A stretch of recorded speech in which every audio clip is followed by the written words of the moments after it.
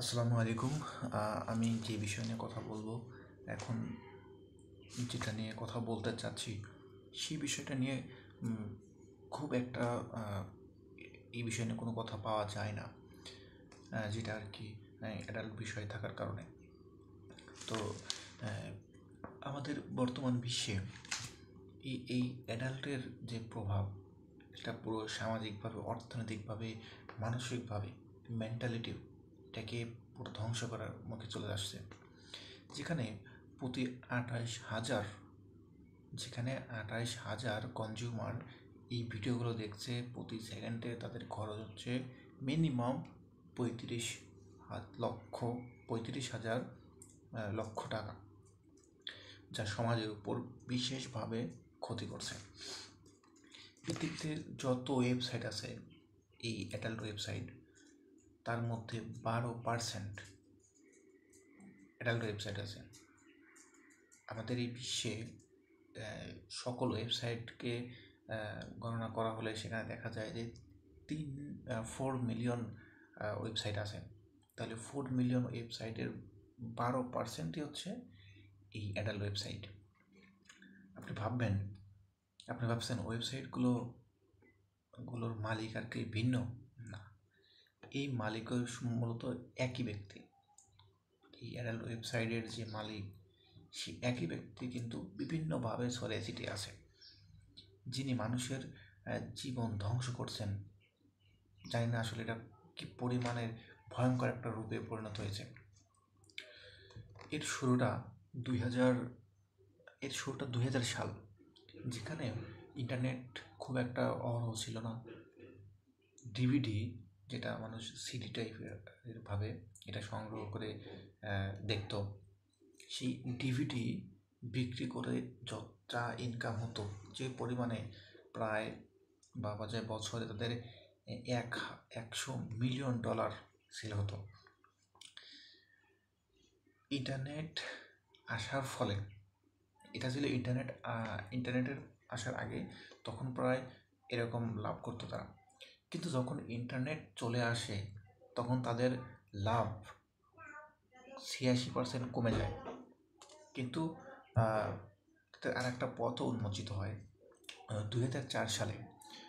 2004 সালে math কেজার, awesome Yousef, এরপরে Stephen, এরপরে হচ্ছে আপনার ফেরাস অ্যান্টম, এই চারজন মিলে একটা ওয়েবসাইট ক্রিয়েট করে, বা একটা ওয়েবসাইট বানায় আর কি, যেটাকে দুই ভাগে ভাগ করা হয়। সেখানে আপনার পে টু ওয়াচ, আর একটা ছিল হচ্ছে টিউব সাইট। মূলত এই পে টু ওয়াচের কাজটা ছিল টাকা দিয়ে মানুষ ভিডিওগুলো দেখবে।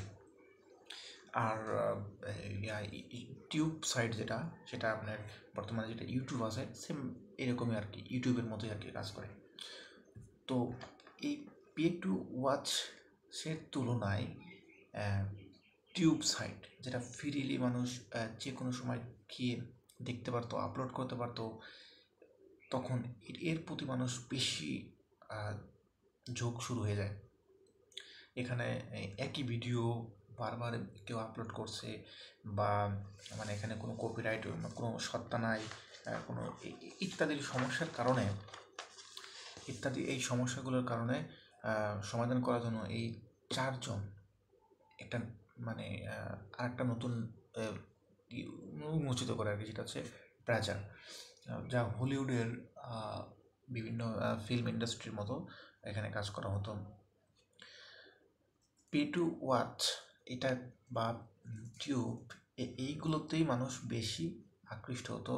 যদিও তারা একটি নতুন সাইট তৈরি করে, যেটা আর কি পরবর্তীতে যাতে মানুষের জন্য সেটা বেশি স্পিডনেস হয়ে যায়।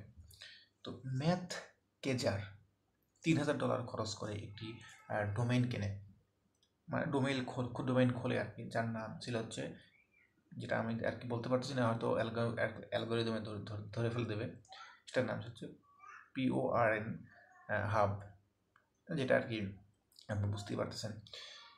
তো এটা খোলার পরে তাদের মানে বিচরণ আরও বৃদ্ধি পেতে থাকে। এরপরে তারা এভাবেই আস্তে আস্তে আস্তে আস্তে কী হচ্ছে, আপলোড হচ্ছে, তাদের নিজেদের পরিসর আরও বৃদ্ধি হচ্ছে, শক্তিশালী করতে। ইন্টারনেট যত শক্তিশালী হচ্ছে তারাও তত শক্তিশালী হচ্ছে।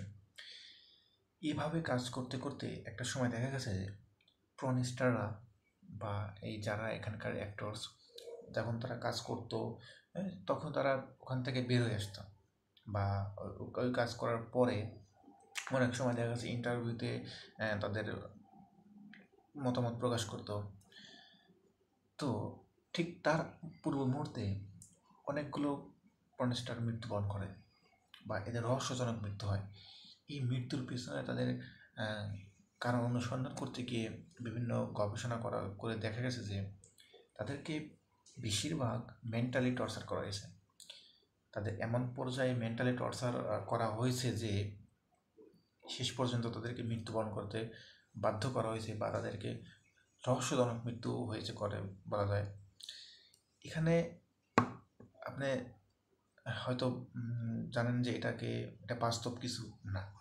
আসলে যেটা ন্যাচারাল তার থেকে অস্বাভাবিকভাবে কিছু ড্রাগস ইউজ করা হয়, যে ড্রাগসগুলোর কারণে তারা অস্বাভাবিকভাবে এইসব কার্যকলাপে লিপ্ত হয়, যেখানে মানুষ স্বাভাবিকভাবে যা পারে, কিন্তু এই ড্রাগস ইউজ করার ফলে অস্বাভাবিকভাবে তাদের বিচরণ বেড়ে যায়, তাদের কার্যকলাপ, অঙ্গভঙ্গি, এমনকি তাদের যে মানে সিস্টেম সব চেঞ্জ হয়ে যায়। তো সেই ড্রাগ ইউজ করার ফলে তাদের দিনে দিনে এই মেন্টালি যে প্রবলেমটা সৃষ্টি হয়, যার কারণে তাদের মৃত্যুবরণ হতে পারে, হচ্ছে আর কি। তো বিশেষ করে দেখা যাচ্ছে যে অল্প বয়সীদের যারা এই কাজে ঢোকে বা যারা এই কাজ করেছে তাদের কম বয়সে তারা মৃত্যুবরণের পথে চলে গেছে আর কি। এখন এই এই অবস্থা, বর্তমানে যে অবস্থা শুরু হয়েছে, দেখা গেছে যে এই ব্রাজার তারা যে যৌথ একটা কোম্পানি আছে, সেখানে এমন একটা পর্যায়ে দেখা যায় যে 170 বছরও যদি তারা কোনো ধরনের এই ভিডিও আপলোড করে, তবুও তাদের ভিডিও কম পড়বে না। অর্থাৎ তারা এত অগাধ পরিমাণে ভিডিও কালেকশন করে রেখেছে। এক পর্যায়ে দেখা গেছে একজন ব্যক্তি, এই কোম্পানির যারা মালিক, তাদের বিরুদ্ধে একটা মামলা করা হয়, সেখানে 3জনকে প্রায় যাবজ্জীবনও দেওয়া হয়। কিন্তু পরবর্তীতে এটা আর স্টপ হয়নি এখনও। বিভিন্ন দেশে, যেটাকে ব্যক্তি দেশ হিসেবে যারা নিজস্ব সক্রিয়তায় বিভিন্ন ওয়েবসাইট ডিস্ট্রয় করে দেওয়া বা ব্লক করে দেওয়া ইত্যাদি এইসব কার্যক্রম করে থাকলেও তবুও এই অবস্থা থেকে উত্তরণ এখনও সম্ভব হচ্ছে না, যা আমাদের সমাজের উপরে, আমাদের অর্থনৈতিক সমস্যার উপরে, আমাদের নীতি নৈতিকতার উপরে এর বিশেষ প্রভাব সৃষ্টি হচ্ছে। আপনি একা আছেন, সেই মুহূর্তে আপনার মাথায় এমন মেন্টালিটি একটা চাপ পড়বে যে হয়তো আপনি এটাকে সার্চ করতে বাধ্য হচ্ছেন বা আপনি সার্চ করছেন। এখান থেকে মুক্তির উপায় একমাত্র নীতি নৈতিকতার জায়গায় আপনাকে ধর্মীয় জ্ঞান ছাড়া এখান থেকে বের হয়ে আসার কোনো অপশন নেই, যার মূলে আছে ধর্মীয় জ্ঞান। সুতরাং এই সমস্ত কাজ থেকে আমাদেরকে বের হয়ে আসতে হবে। নিজেদেরকে তো বের হয়ে আসতেই হবে, বিশেষ করে আমার আশেপাশে বা ফ্রেন্ড সার্কেল যারা আছে তাদেরকেও এখান থেকে সরে আসতে বোঝাতে হবে, তাদেরকে এই সম্পর্কে, এর ভয়াবহতা সম্পর্কে জানাতে হবে, যা একজন ব্যক্তির জন্য একটা সুস্থ সুন্দর মানুষ তৈরিতে অনেক গুরুত্বপূর্ণ প্রভাব বিস্তার করে। তো ধন্যবাদ, আশা করি আপনাদেরকে এইটুকুই হেল্প করতে পারছি কিছু তথ্য দিয়ে। আর আমার চ্যানেলটাকে যদি পারেন তাহলে যদি ভালো লাগে সাবস্ক্রাইব করবেন, এমনকি লাইক, শেয়ার ইত্যাদি করবেন। আশা করি পাশে থাকবেন।